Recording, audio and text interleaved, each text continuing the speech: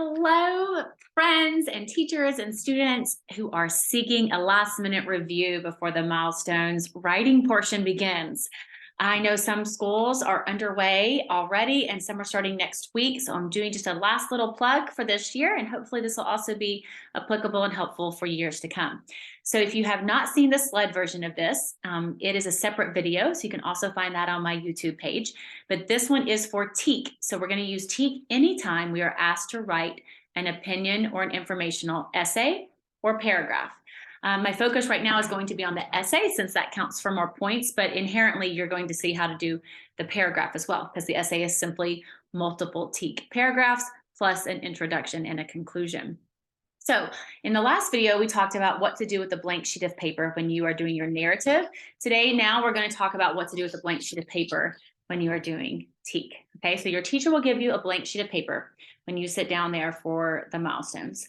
Okay, so what I want you to do when you get this blank sheet of paper is I want you to go 1 inch down from the top and draw a line, and 1 inch or so up from the bottom and draw a line.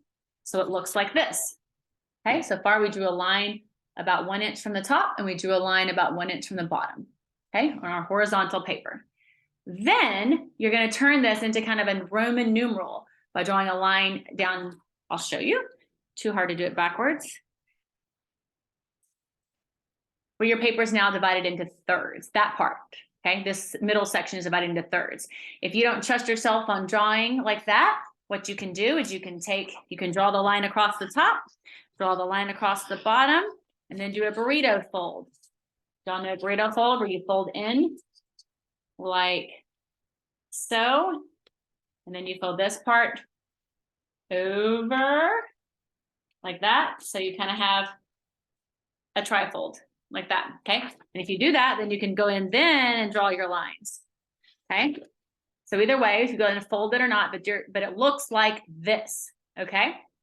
And the reason it looks like this is because no matter what the essay asks you to do, this will help you be organized. At the top, that's going to be your intro. And if you're using all of my stuff, then that means hit, okay? And at the bottom is going to be a conclusion. And if you're using my stuff, we use TSS, right? But whether you're using my stuff or not, that's what your intro and your conclusion look like. Then what goes in these boxes are going to be TEEEC paragraphs, but what they consist of changes, of course, based on the prompt, okay? So I can go ahead and do T, E, E. Now, it depends on what grade I'm in and what my school has decided to do.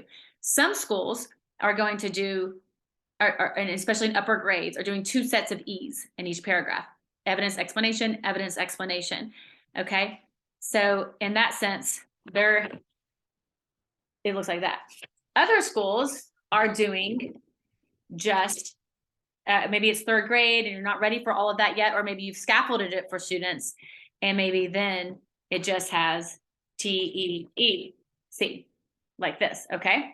So either way, totally fine, okay? Make sure that you have, but that's what the middle paragraphs are going to be. However, based on the prompt, it'll change. So for example, I have a prompt that is persuasive, okay? So if I'm just using 1 set of E's, maybe I'm a 3rd grader, then this might be how I fill mine out, okay? I have my reason number 1, my reason number 2, both of these support my point, okay? And then my reason, and then over here is what the other side thinks. This is my chance to do a counter argument.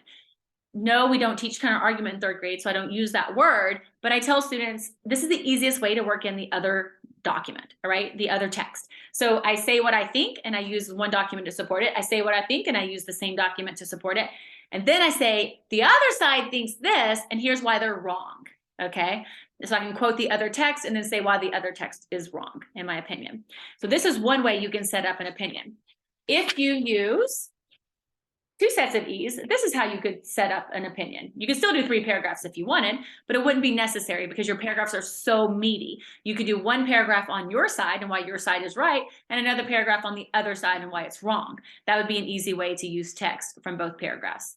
By no means is this the only way to set up your essay, but regardless, you're having something that looks like this, or you divide it into half instead of thirds, you divide it into halves. Now, if I wanted to still use 2 sets of E's, I could still do 2 paragraphs, right, of my opinion, if I have that much to say. and one paragraph of the other side.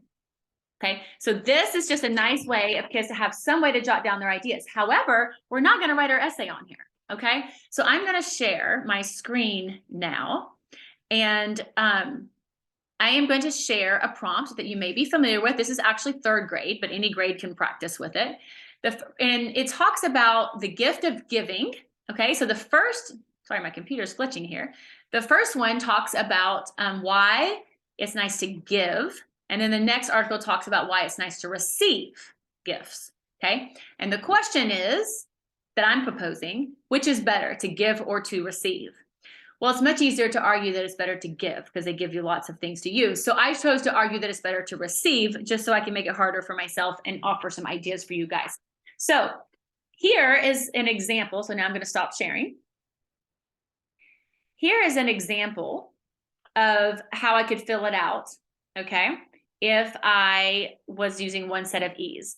So I might, and this is an example to show you how you want to shorthand. You don't want to write your essay on here, you just want to shorthand. So one reason is that I like that it's a surprise, okay? So first, it's nice to receive because it's a surprise, right? Then I would use the evidence to support that. In the text, it says you never know what's inside. This is important because surprises are exciting and it might be a new toy that you've been wanting, okay? The conclusion I can do or I cannot do. It's fine to wait to down here to do the conclusion, or I could say, all in all, surprises make gifts fun, okay? Then I come over here to my next reason. Additionally, it means a lot when you receive a gift from someone. In the text, it says this shows that a person really knows you and cares enough about you to give you a present. This is important because it builds friendships and relationships and gives long-lasting memories. All in all, if it's important to you to feel special, then you would enjoy receiving a gift. The other side argues, that's how this would start, okay? Instead of my opinion, it's the other side. The other side argues that giving gifts means that you're nice. In the text, it says giving makes you a nice person. However, that's how I start my explanation here, instead of this is important because it's why it's not important, okay? However, this is not important because I can show kindness in other ways, like with sharing the new toy that I got, okay? So then I come down here to my conclusion, and I come up here to my introduction based on what I wrote here, okay? So based on what I wrote here, my introduction could say I can just write a thesis statement if that's all I have time for, or if I have enough time, I want to write the whole hit. And so I might say, do you like to give or receive gifts? That's my hook. My I is, some people argue that giving is better, but others think that receiving is best. In my opinion, it's better to receive because you get surprises and it means a lot, okay? All I did was take my 2 ideas from here and put them in a thesis statement. For my conclusion, I might say, all in all, because I like surprises and making memories, receiving is my favorite. Although giving presents is nice, I will still be nice by sharing. What about you? Would you rather give or receive? Okay, great 3rd grade answer here, right? Basic, but thorough.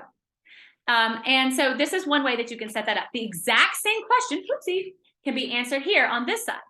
But my topic sentence would include both ideas. So instead of this being 2 separate paragraphs, I'm more advanced and I'm able to put them in 1 paragraph. So I would say receiving is better because it is a surprise and it means a lot. Then I'm going to use the exact same evidence and explanation that you just heard me use. But instead of it being 2 separate paragraphs, it's in 1. It's just a more complex way of writing. It's kind of like you can relate it to writing in all simple sentences, and then all of a sudden you transition to those same sentences, but you're doing compound complex sentences. Okay, so it's just a way to kind of combine things and seem a little more advanced if you're able to include it all in 1 paragraph. If this confuses students, though, separating it is fine. If they're ready for it, then these mega paragraphs are pretty cool. Similarly, with the other side, you would need 2 reasons why the other side says that giving is better, and then you would need to disprove each of those. Now, just a reminder, the explanation for these, instead of it being this is important because, it's the opposite. This is not important because, all right? So this would say, however, the other side argues that giving is better because it means that you're nice and it makes you happy. In the text, it says this, and then you would prove it wrong. And in the text, it says this, and then you would prove it wrong.